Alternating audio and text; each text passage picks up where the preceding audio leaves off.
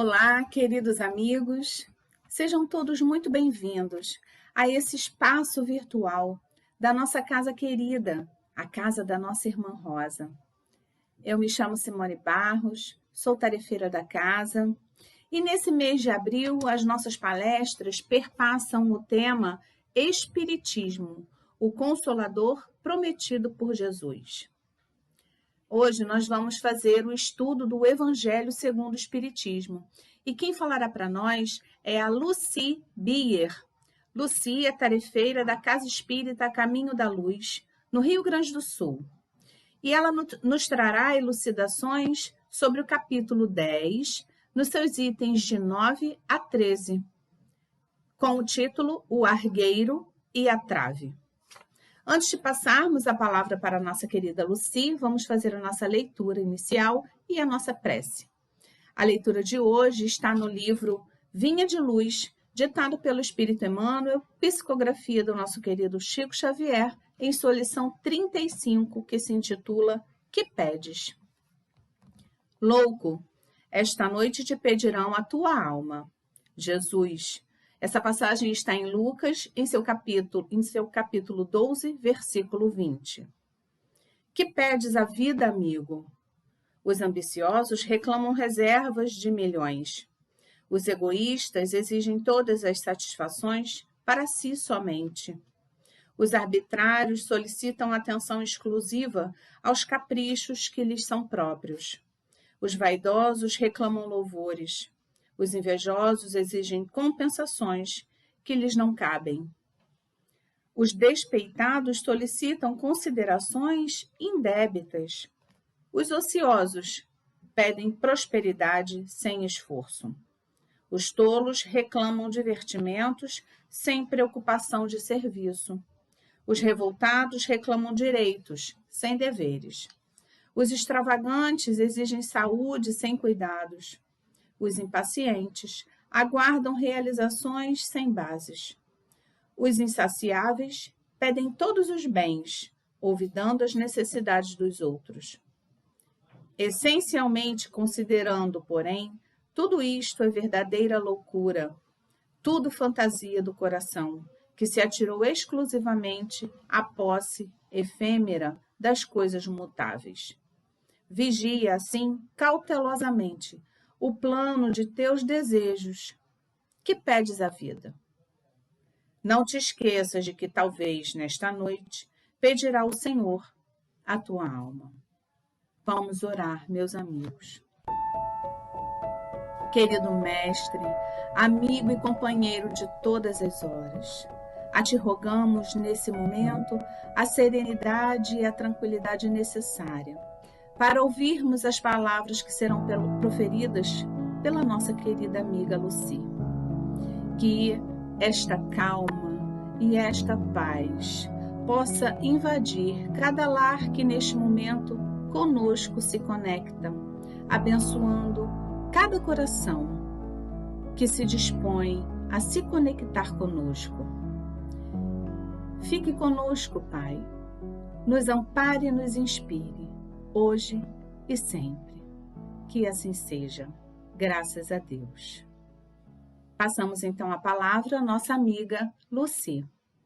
É com alegria que aqui estou, cumprimento a todos os amigos, que tenhamos paz e muita luz em nossos corações, para refletirmos sobre o tema à luz da doutrina espírita. Jesus, na sua peregrinação, tinha a preocupação em usar de coisas simples, atrativas e chamativas, com a finalidade de que suas palavras não se perdessem e que elas se fixassem na memória daqueles que eram muitos que ouviam Jesus. Jesus, na sua peregrinação, que foram 3 anos que ele peregrinou, para cada população, vamos dizer assim, para cada lugar que ele ia, ele sempre procurava conversar para que aquele pessoal, aquele povo entendesse ele. Não, ele ia conversar com alguém, alguns pescadores, exemplo. Ele ia falar sobre pesca, sobre peixe, sobre rede, sobre rio, mar, enfim, barco. Ele não poderia falar de gado, de ovelha, porque eles não entendiam. Então, para cada momento da sua peregrinação, Jesus falava com estas palavras bem humildes para que eles fixassem estas leituras, destas palavras, estas conversas que Jesus tinha com estes que ele ia peregrinando. Porque Jesus sabia da necessidade de um longo tempo de desenvolvimento espiritual para que grande parte da humanidade entendesse os seus ensinamentos, as suas lições. As palavras foram entendidas por muitos, mas muitos outros somente agora estão percebendo o real significado das suas palavras e da importância que elas têm. E ainda outros que nem chegaram a este entendimento. Os ensinamentos de Jesus, ditados há mais de 2000 anos, estão atuais e cada vez mais necessários a toda a humanidade deste mundo de provas e expiações. É o momento que estamos passando. Não vou aqui entrar em detalhes, porque todo mundo já sabe tudo sobre o momento que estamos passando. Nós que temos, como eu digo sempre, temos um pouquinho de conhecimento da doutrina espírita, sabemos um pouquinho de que o mundo de regeneração, que já está vindo, já está dando mostra. Isto não é agora, isto já vem no século XIX, por exemplo, a varíola. Quantas mortes a varíola fez? E quantas outras doenças vieram depois? E assim vai se passando. Ou nós vamos aprender pelo amor ou vamos aprender pela dor, não é? Nós precisamos tirar o que está acontecendo conosco, o que a gente vê dia a dia, são lições que nós precisamos entender, aceitar e praticar. Todas estas lições que estão se dando agora, neste momento. Quando Mateus coloca estas palavras, como vocês conseguem ver um cisco que está no olho de seu irmão e não conseguem ver a trave que está em seu próprio olho? como podem dizer a seu irmão: deixe-me tirar o cisco que está em seu olho, se no de vocês possuem uma trave? Hipócritas, retirem primeiro a trave que está em seu olho, para depois retirarem o cisco que está no olho do seu irmão. Nestas palavras citadas por Mateus, Jesus destaca a facilidade que nós temos de perceber os erros dos outros e a dificuldade que temos de perceber os nossos erros. E aí, o que já vem aquela palavra que a gente tanto atrasa o nosso progresso, é o orgulho, que nos leva a perceber e destacar no outro o mal que recusamos a ver em nós. Isto aí já é falta de caridade, porque a gente fica ressaltando o defeito no outro. É como se a gente até pudesse dizer assim: eu não faço isso. Se eu não faço isso, eu sou melhor do que ele.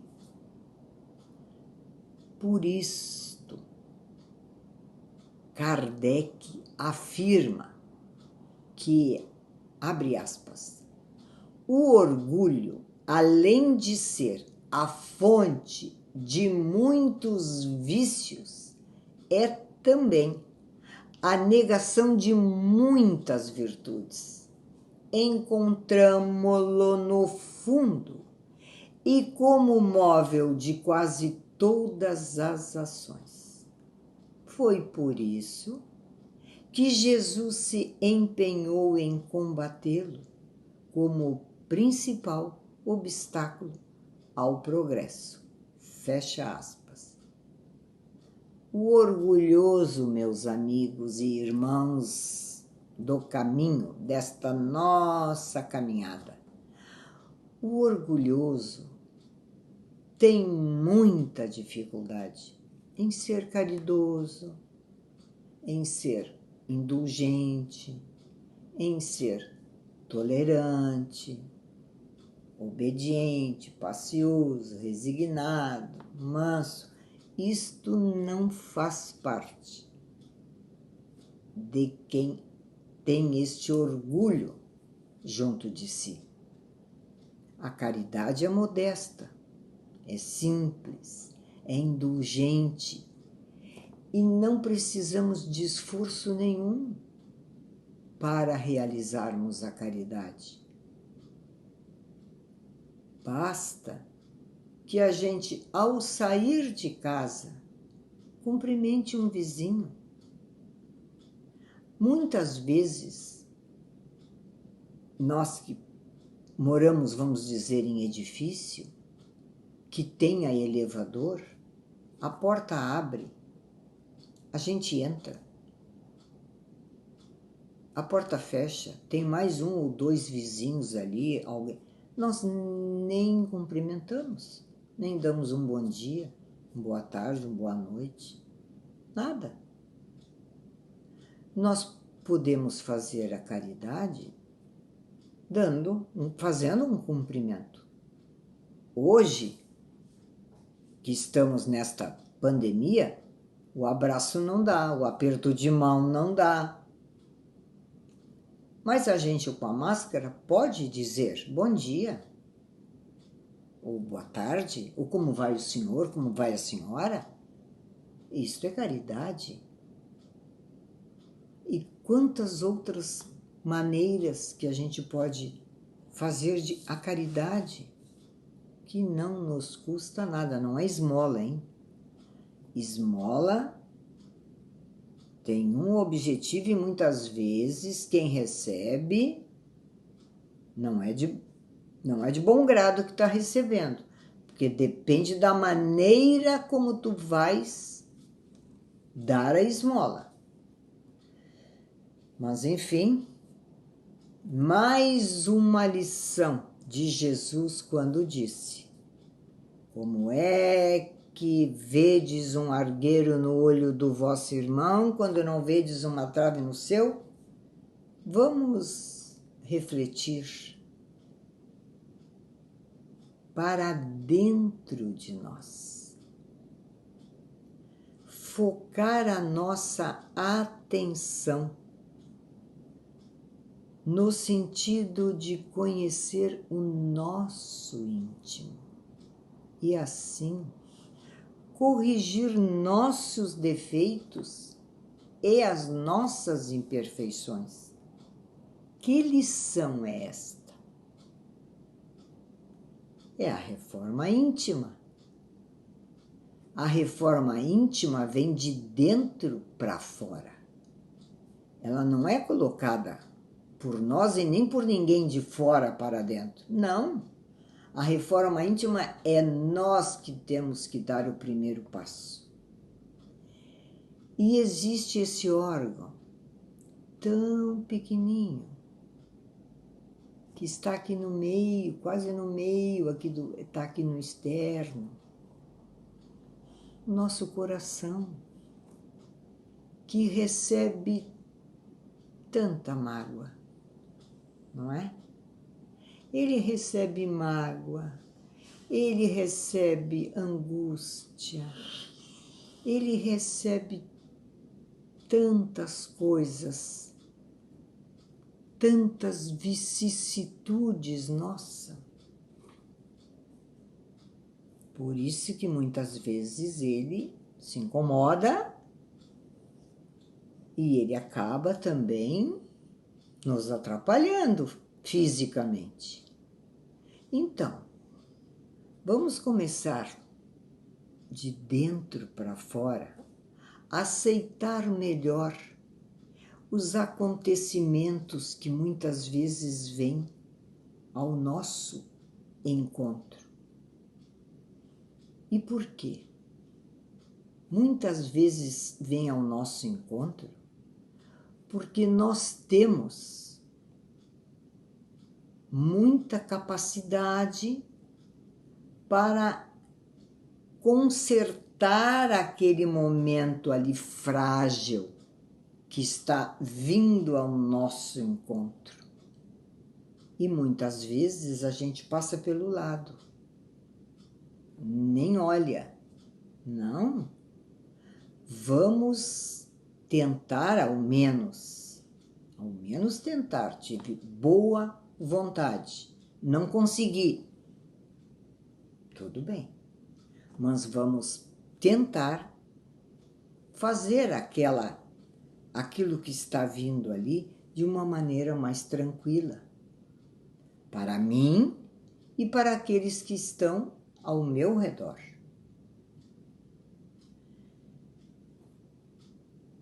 Que postura devemos tomar antes de nos tornarmos juízes das ações do próximo,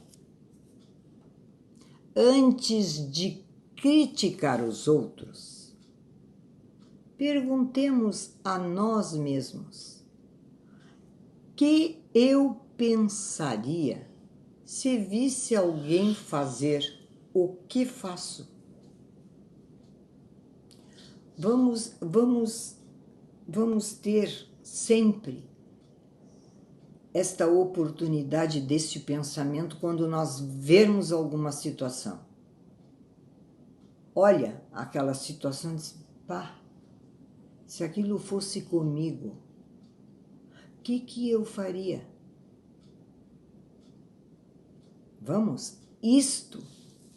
Se nós começarmos a fazer esse exercício, nós vamos pensar assim, já estamos imbuídos na reforma íntima. Olha só, quanta coisa que não custa nada fazermos, que é para nossa evolução espiritual. Nós, quando planejamos a nossa encarnação, a gente aceitou tudo que estava ali programado. Viemos, estamos aqui, e muitas vezes no nosso caminho aparecem obstáculos. Em vez de nós pararmos, refletirmos e tentar ao menos resolver aquilo, a gente não pensa e já vai para o lado. Abre-se um caminho novo e vamos por ele. Lá adiante aparece outro momento de dificuldade. Retornamos e continuamos a nossa trajetória que nós estamos traçando.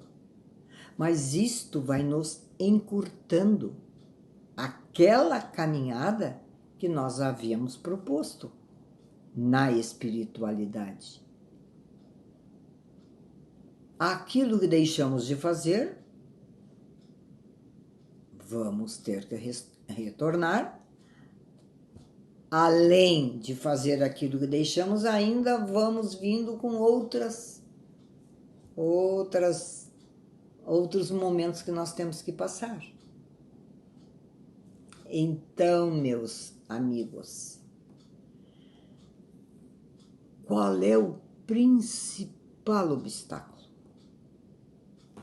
ao progresso do espírito? Já falamos aqui, não é? E de que modo podemos combatê-lo?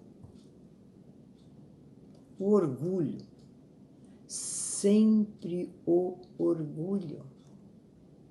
E quantos nossos irmãos que estão no nosso convívio e nós sabemos como são orgulhosos e nós tentamos conversar, tentamos fazer uma outra maneira e é difícil. O orgulho que o induz a dissimular para si seus defeitos, tanto morais quanto físicos, e o reconhecer-se sempre superior aos outros. O que é a chave ao homem? O que serve assim de uma chave que se abre ao homem o entendimento de si próprio e o reconhecimento de suas próprias fraquezas? A humildade, diferente do orgulho. A humildade é a chave que abre ao homem o entendimento de si próprio e o reconhecimento de suas próprias fraquezas e o torna tolerante com as fraquezas alheias. Esse é o humilde. Tem uma mensagem que consta no livro Renovando Atitudes, do espírito Hamed, psicografado pelo médium Francisco Espírito Santo, sobre o cisco e a trave, que diz assim: as condutas alheias que mais nos irritam são aquelas que não admitimos estar em nós mesmos. Os outros nos servem de espelho para que realmente possamos nos reconhecer.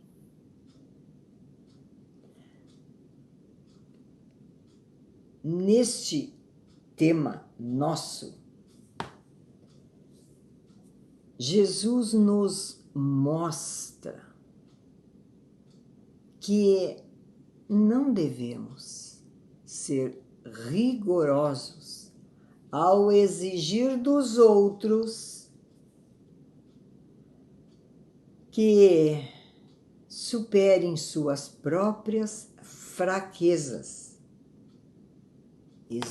Nós exigirmos dos outros que superem suas próprias fraquezas, se ainda encontramos dificuldades para nos livrar dos nossos defeitos e vícios que constituem a trave no nosso olho.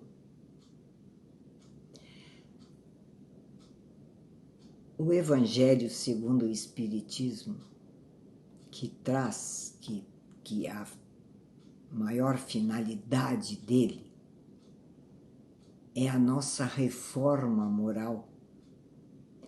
Nós lemos estes capítulos e sempre temos uma lição atrás da outra.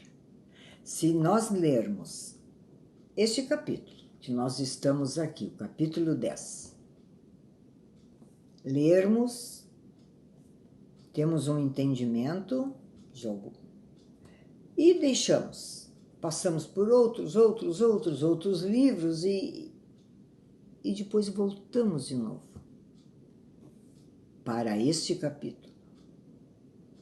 O entendimento nosso já nos mostra a nossa evolução, porque já temos outro entendimento de muitas coisas que nós até nem tínhamos muito como saber alguma coisa. A gente retorna e está ali, cada vez mais claro, para o nosso dia a dia. E é assim. Mas Jesus começou a sua peregrinação aos 30 anos. E foi até os 33 quando desencarnou. E quanto tempo? Há mais de 2000 anos. O amor é incondicional e nós não temos nenhuma parte desse amor. Tantas outras vicissitudes e nós temos muitas, né? Mas benevolência para com os outros, caridade, tranquilidade, isso nós temos que passar no nosso dia a dia. É assim. E deste momento que estamos para a frente, que o mundo de regeneração já está dando provas aí, vai ser cada vez mais necessário esses nossos entendimentos de amor, de fraternidade, de perdão e tudo mais que vem vindo, que é a nossa caminhada evolutiva. Não tem outra maneira de passarmos melhor por estes momentos que não fazermos a nossa reforma íntima a cada dia. A gente pode fazer um grãozinho de areia de caridade por dia. Hoje já é um grande acontecimento para a nossa caminhada. Eu trouxe aqui também que eu devo ter tirado, sim, daqueles livros do Momento Espírita. É bem o que nós estamos aqui refletindo. É sobre as nossas lições de hoje. Buscando sempre nas palavras de Jesus ensinamento úteis para a nossa vida, lembremos de um caso singular. Ao final do dia, o trabalhador dialogava com a esposa sobre diversos temas, quando enveredou pela crítica aos colegas do trabalho que, segundo ele, praticavam erros abomináveis. Lamentava-se dizendo que não aguentava mais aquele pessoal da empresa. A esposa, que ouvia atenta, perguntou-lhe: o que foi desta vez? Ouçam bem. O que foi desta vez? Ao ouvir estas palavras, ficou preocupado, pois teve a impressão de reincidência no hábito de criticar. Todavia, continuou: sabe o que é? Lá na seção existe uma cadeira vazia que serve para o usuário se sentar quando vem falar conosco. Pois bem, quando eles se retiram, não colocam a cadeira de volta no lugar de origem, o que já é um desrespeito. E mais, os colegas não movem uma palha para colocá-la no lugar correto. Eu é que faço isso sempre, já que a cadeira fora do lugar atrapalha o trânsito. A esposa, que até então ouvia sem dizer uma palavra, comentou: é engraçado. O quê? Indagou o esposo curioso. É engraçado tudo isso que você disse. Por quê? Você comenta sobre os colegas que não colocam uma cadeira no lugar, desrespeitando o ambiente de trabalho, quando você faz o mesmo dentro de sua própria casa. Como assim? Perguntou com o coração em sobressalto, pela surpreendente revelação. Você termina de almoçar ou jantar, levantando-se da cadeira, vai parar diante da mesa, quase no meio da sala. Seus filhos e eu observamos seu caminhar satisfeito até o sofá, tirando o corpo, saciado nele, voltando em seguida o olhar sonolento para a televisão ou o jornal. Enquanto isso, eu recolho os talheres e, ao final, recoloco a cadeira no lugar antes que você mesmo tropece e reclame por ela estar fora de sua posição original. Eu faço isso? Indagou assustado. Há 8 anos, respondeu a esposa. Esse era o tempo que viviam juntos, mas, viu? Mas não é bem a propósito das nossas reflexões aqui que estamos? É bem assim. E agora vai entrar, para finalizar a nossa tarefa, um tarefeiro que vai fazer a prece final. Até a próxima.